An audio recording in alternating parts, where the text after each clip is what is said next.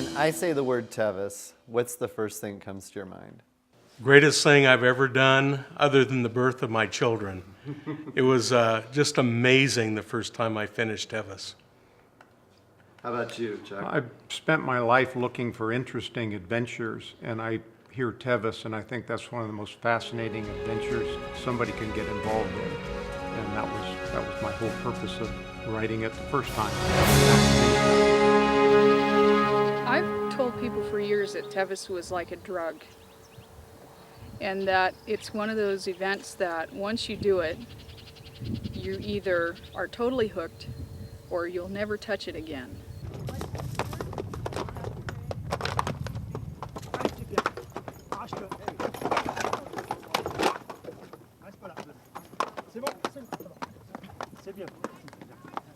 Alan, what are you here for? I'm here to get the buckle. I don't care about the picture. I have plenty of pictures. I want the buckle right here. I want to finish, so that's what I'm here for. What's the buckle mean? That buckle is a gold medal that we all wear if we're fortunate enough to have finished the ride. And whether we're first, last, in the middle, no matter what kind of day we had, and that is the gold standard.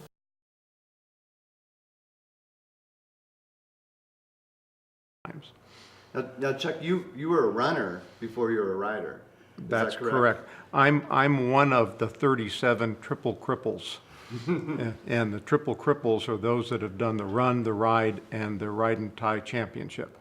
So as far as the ride is concerned, after you'd already accomplished something as big as running the Western States 100-mile run, what brought you to want to get involved with horses and do it on horseback? Janie's my wife. She brought home a yearling horse, and it sat around our place. Ultimately went out, got some training by Judy Gerhardt, came back, and it sat there for a while because Janie was really busy raising kids. And I said, geez, I wonder if I could ride a horse. And I started riding the horse. My first ride, we spent an hour and won 100 yards.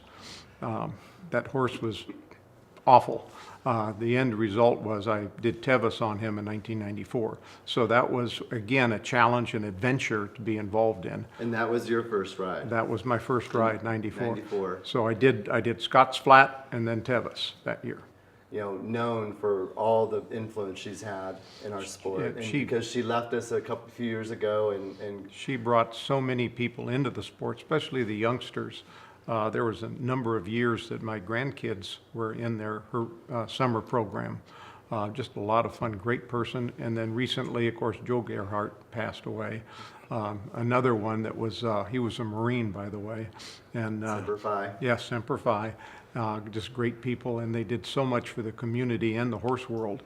The word is when Judy rode Tevis, she had to stop and nurse Andrew along the way. So pretty dedicated horsewoman. I would say so.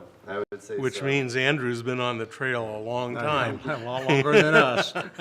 Yes, he has. And he just finished Virginia City this last weekend. Yeah. So yeah, Judy, I know she helped you with the training that this horse as well, and was a big part of that.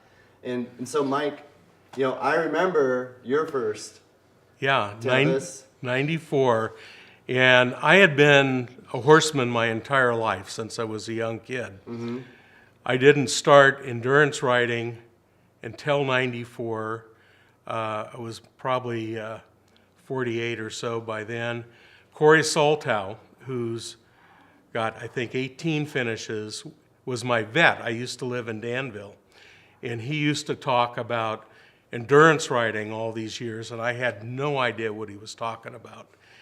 Eventually, I had enough time and a couple of buddies, Bob Marks and Maynard Munger, we decided we were going to do it, and Corey was kind of our mentor. And we made a number of trips from Danville up to the Western States Trail, pre-road, and that's how I got hooked. I did one endurance ride, the Mount Diablo ride, a 50-mile, before I did Tevis the first time.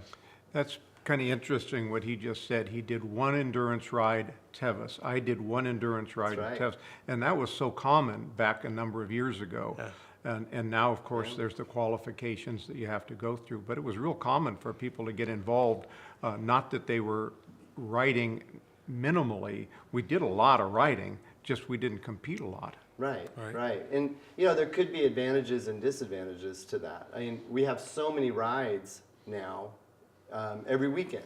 You could go do an endurance ride. Yeah. And you know, some of these horses may be coming into this ride overtrained and compromised, you know, because of that. You know, where in the early days, there was only so many rides to do before Tevis. And that's, Especially locally. yeah, when you say some of them come in overtrained, where they're doing that new criteria, where they're looking at the horse, too thin, too worn out, and that's a brand new thing, and I think it's a result of some of these excess rides people are doing. It's a good thing. Oh, Yeah. it is a good thing. So another aspect with your doing the ride is that you Chuck and Mike have also been very involved in the Board of Governors of the Right. Western States Trail Foundation, have been instrumental in keeping this ride going. You know, share some experiences while, you know, being president and ride director of the Tevis. Yeah. You know, what are some of your experiences that you most remember? The reason I got involved with the board and involved with the trail and putting on the ride, after the first time I rode it, I was so amazed at the trail. I mean, it was absolutely beautiful. And then all the volunteers that were so helpful. I thought, I've got to give back, so I wanted to get involved. And I got on the board in 1996 and subsequently served 3 terms as president and then 3 years as the ride director.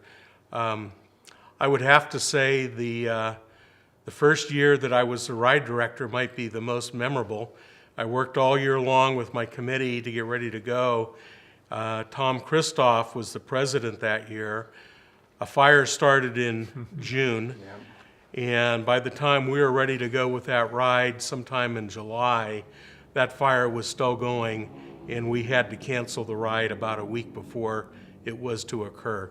And I'll never forget that as my first my first year as ride director. So let's talk a little bit about that, because that was kind of an epic, you know, event Yeah. in Tevis history. Yeah. And so right up to the end, I mean, were you just hoping that there would be a change in you know, in the fire situation, just thinking, okay, when do we make this cancellation and announce it? Yeah. Because, you know, I mean, that had been a very difficult decision. Yeah, it was, and I worked very closely with Tom on that.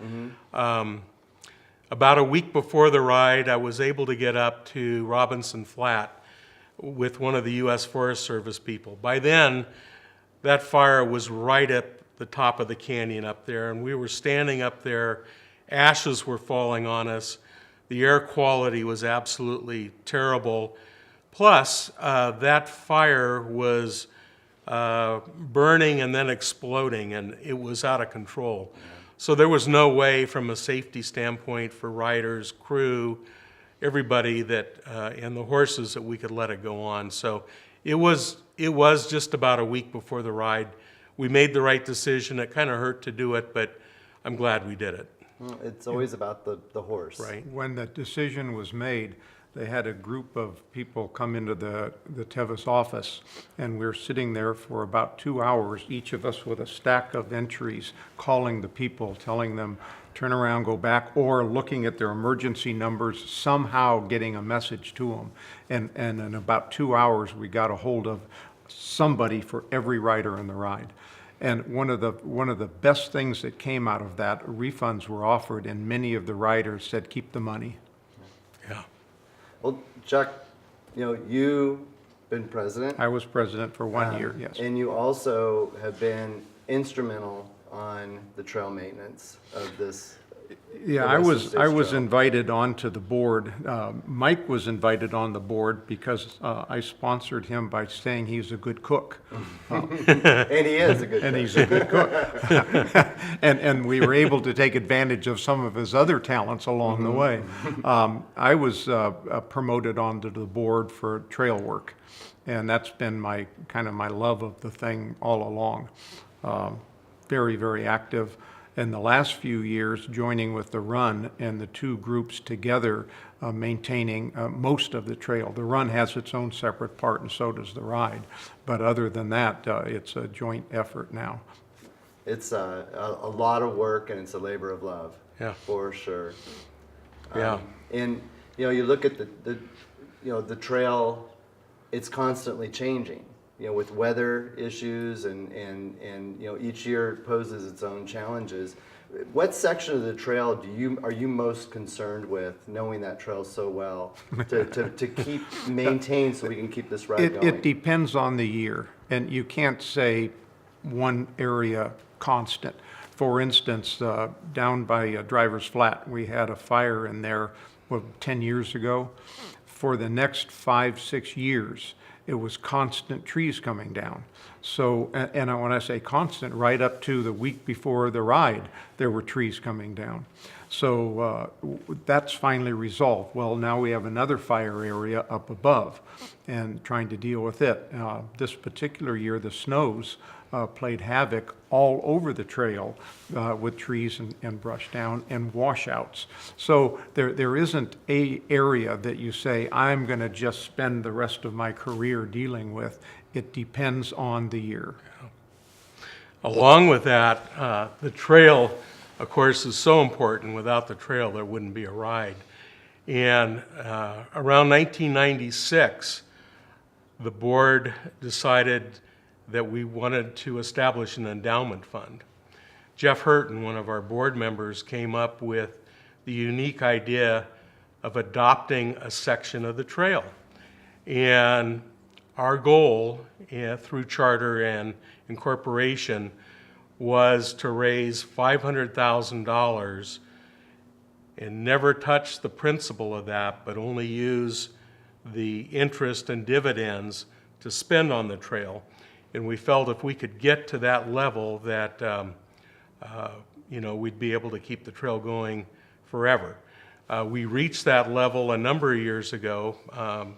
Currently, we're up around $700,000, and we spent $250,000 just a couple of years ago when we participated in the acquisition of the Granite Chief area private land property in conjunction with a number of other foundations to make sure that the trail would be preserved forever. So that's been an important part of the organization's endeavors.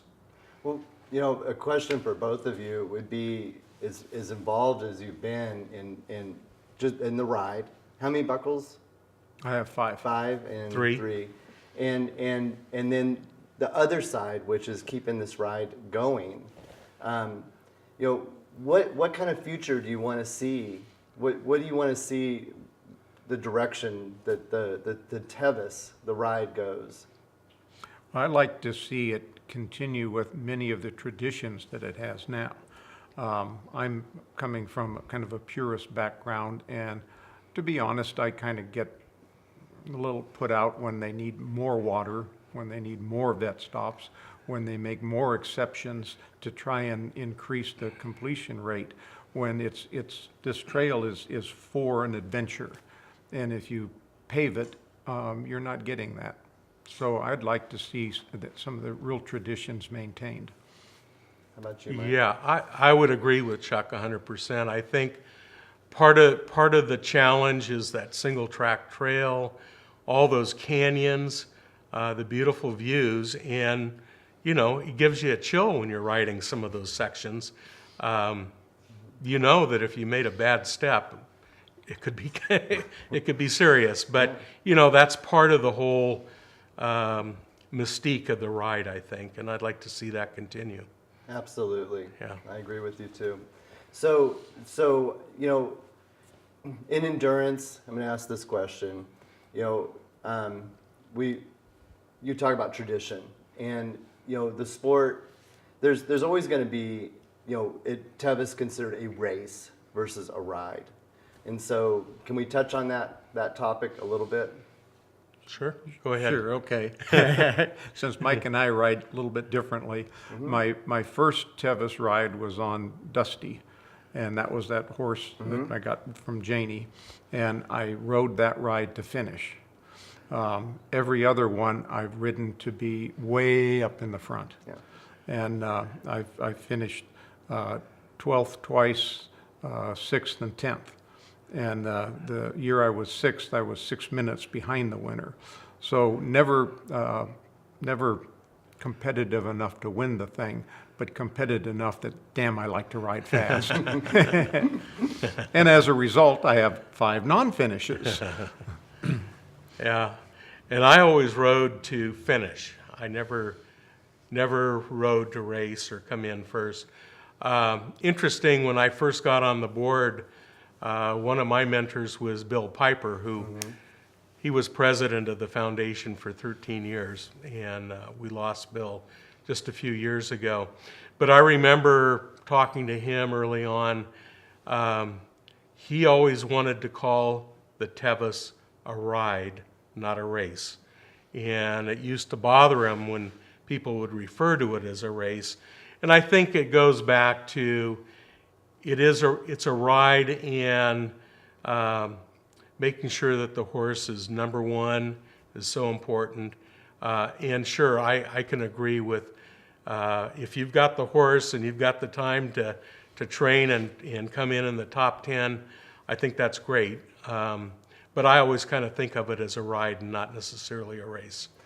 And I think that's maybe the great thing about our sport is you can come into it with whatever attitude you want, and it's a personal goal. It's to finish and to get that buckle is a big deal. And then if you feel like you've got the horse, that's what you do. Chuck, you talked about your successes with your top 10 finishes and that, but you also mentioned poles, which is a big part of this ride, considering that only about 50% actually finish this ride. I'm right on the 50%. You're on the 50%. I've started 10 times and finished 5. Okay. So tell us about the poles. Okay, one of them, I think you're going to be interviewing Tom Kristoff here somewhere along the line. We started one year, and we were riding pretty competitively in the front, maybe 9th and 10th at the start, going fast. And a horse in front of me kicked out and hit my horse in the head. And I thought, oh man. And Tom was right over here. I said, Tom, check out my horse's head. I think, make sure it's not caved in. And he looks over and he says, your horse is fine, but you're screwed. And about that time, I realized my reins weren't attached to anything. He had kicked and caught the headstall and ripped it off. So I have a runaway horse and just flying down the trail. And Tom says, oh, don't worry, I'll take care of you, Chuck. And he pulled ahead a little bit, and his horse kicked me in the leg. And Tom said, well, I guess I can't help you, and off he goes. Well, Frank Smith was riding his mule, and Frank got his mule in front of me, and so George, my horse, would start to go to the left. Say, Frank left, and he pulled the mule over. Frank to the right, and we went that way until that road area comes up the hill before you drop down down to the bridges and stuff. And up there, we were able to pull off and get my reins hooked onto the halter that I was having. So that was my start. By the time I got to Forest Hill, my leg was so sore I couldn't even stay in the saddle. So I went home. So there was one pull. That was a rider option. Yeah, and that was Kristoff. Where is he? It was his fault. One year it started, and I know my horse pretty darn well. And coming into Robinson Flat, I always know where I get off and walk in so that he will be down, heart rate down when I get there. So at the spot, he'd been running a little higher than he normally does as I was riding, and I got off, walked in, and he wasn't coming down. So I knew immediately I had an issue. And that was one, went to the vets and said, look him over, I think I'm going home, he's not right. And the vets, they said, well, he looks okay. It's kind of your choice, but he was not right. And we went home. A couple days, the next day, I took his temperature and it was elevated. So he was, one of those things that not the right day to be taking him down the trail. One of the best or worst finishes, or non-finishes, got to Francisco's, and horse was marginal, and I knew it, and went to the vets, and we talked about it, and I said, listen, let me just walk. I don't want to pull here at Francisco's. This is the god-awful place. I will get off. I'll walk him to Lower Quarry. And I knew the vets, and they said, okay.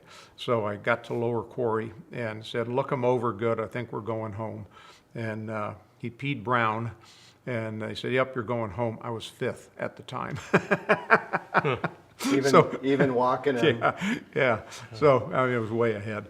But friends started calling me old 5 Mile. 5 miles from the finish, I went home. Mm-hmm.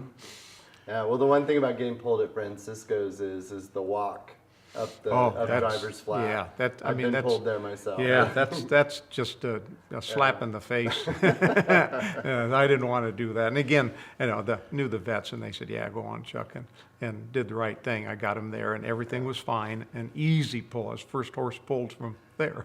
Well, what I liked hearing was you knew there was problems. Oh yeah. Before the vets did, and you were calling it before they did, and that's horsemanship. Yeah. And that's very important in our sport. Yeah. To have let's that, see. that That's a couple of the pulls. Another pull, I was always off running down the canyon, and running down to the swinging bridge. There's some a couple of rock areas you may recall, right close to the bottom. Mm-hmm. And I was in front running, and I could feel the horse's rear end went under him, slipped under him, and walked very slow getting up to the top because it tweaked his rear end. So I got to pull there. I was 3rd at that point. Like I was telling you, I like to ride fast. That's go big or go home. And you suffer the consequences when you Sometimes do. you Had do. I been walking down there, it wouldn't have been an issue. Yeah. So, Yeah. Mike, you mentioned you have 3 buckles. Right. And you have 1 pull. Right. And so maybe you can talk about your pull. Yeah, actually, my pull was actually my first start, and I rode the same horse all 4 starts, so I finished 3 on him and pulled once. That first year that I pulled, it was at Forest Hill, and he was doing fine, but I could tell he was a little bit off on his right front, and it wasn't in the stars that year to go on and finish. I was riding with Bob Marks to that point, and I said, Bob, I'm pulled. And he said, well, I'm not going to go on. And I said, Bob, you have to go on. And he did, and he finished. Another remembrance that I have of a kind of a difficult ride was I come into Robinson Flat, and my friend Walt Tibbetts is there. He's 72 that year. It's 1996. He was going for his 10th buckle. And I started talking to him, and he said, I don't feel good. His horse was fine. I don't feel good, Mike. I'm going to quit. And I said, no, you're not. I'm going to ride with you. And I did. We got in at 4:45, just barely under the wire. And I remember when we left Forest Hill, I was trotting down the trail in California Loop, and he was following, and he said, can we slow down? And we almost walked the entire rest of the ride and just barely made it. But he got his 10th buckle, and I think that's the last time he rode. And that's Yeah, got the to last be, time. satisfying for you to help Walt, one of the pioneers of our sport. Yeah. Through the ride. Yeah. And to say you rode with him. Yeah. And that brings up, you guys both of you started in the early 90s, but you probably also had an opportunity to meet and work with like Bill Piper and some of these early pioneers of our sport that were right there with Wendell Roby. Yeah. Making this the ride it is today. Yeah. Who are some of those riders and those people that that come to mind Yeah. that just were big inspirations to you? Well, besides Walt Tibbetts, who was obviously one, another one that we rode, both Chuck and I rode with, was Bud Darty, who actually holds the fastest time for finishing the Tevis ever, and wonderful man. And in later years, we rode with him on the Frontier Boys ride, which is kind of a social ride, not a endurance ride, but he's one that goes way back. His that- first ride was in the 60s. Yeah, Yeah. right? And he was Hagen Cup winner in the 60s. Oh, yeah. Yeah. Yeah. So when somewhere along the line, Walt gave me a number of his buckles, and which I donated to the office for the giveaway, except he also gave me his Hagen Cup buckle and medallion. And when he passed at his memorial, I gave that to his daughter, so she got it. Yeah. Wow. Are there any other riders and that come to mind? Certainly Gordon Palmer, Yeah. who was my shoer at one point, and 10 finishes, and he also ran Yep. the Western States 100. I know he was a good friend of yours, Chuck. Who's your shoer now? Well, Jim Mather, Oh, okay. your son.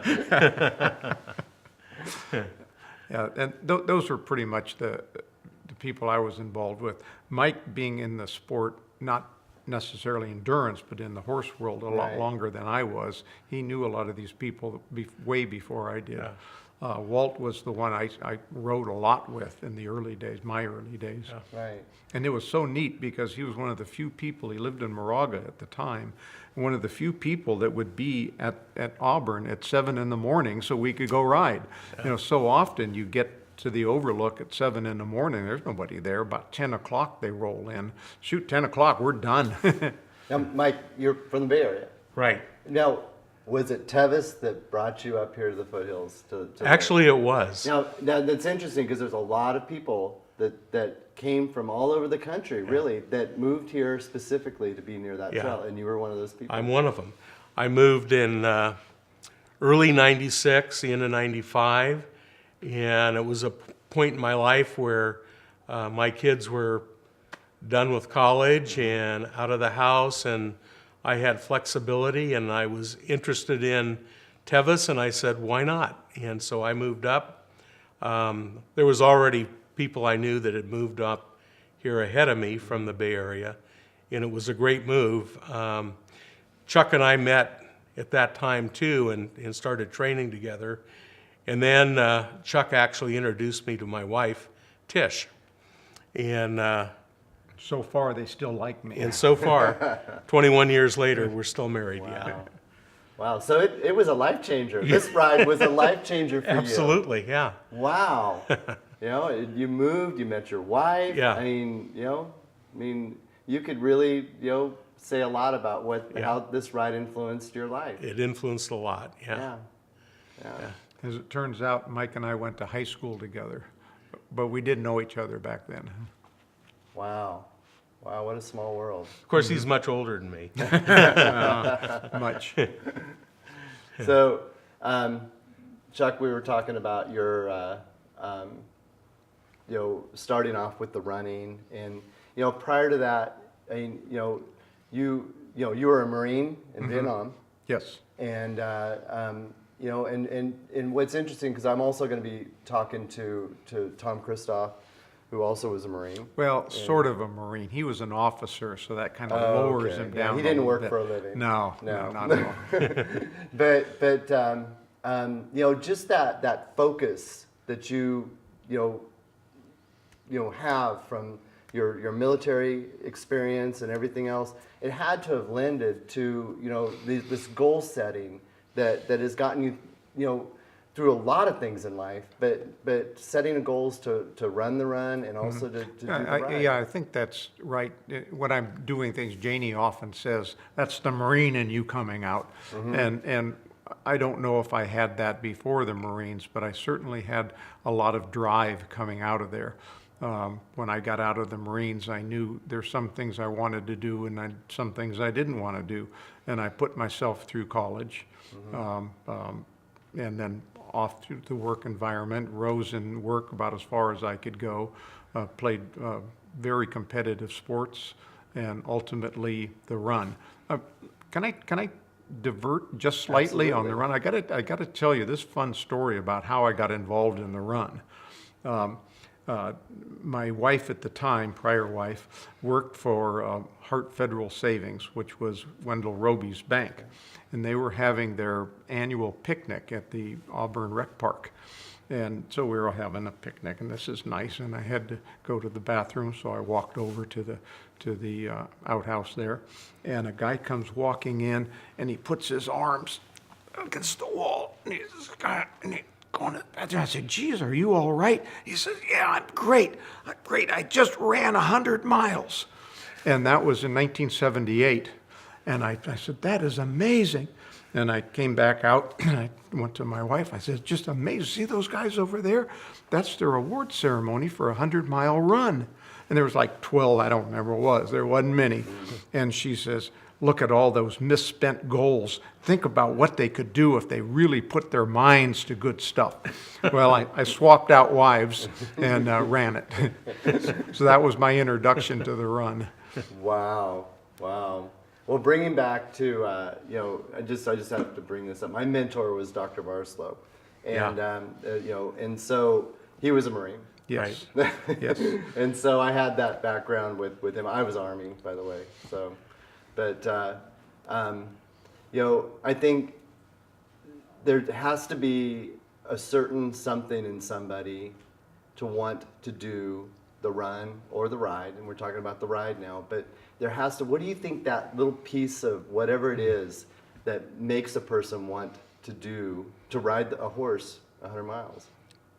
Wow, I think, I think it's the challenge. I think to me, it was being able to not only get myself, although I wasn't running it, but riding it. You still need to get in shape, get into condition, get your horse ready, and then the challenge of getting yourself and your horse through safely and healthy at the end was just a goal that seemed like a really worthy goal, and it inspired me.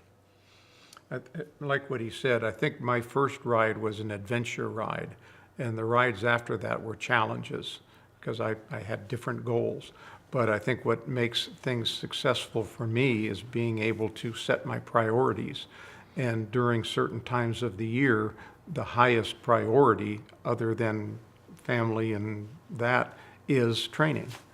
Yeah. And you put in you get back what you put in. And I always thought that if you train hard, you can ride easy. And that's worked for me. But it's being able to change priorities throughout the year to be able to accomplish something that you want to do.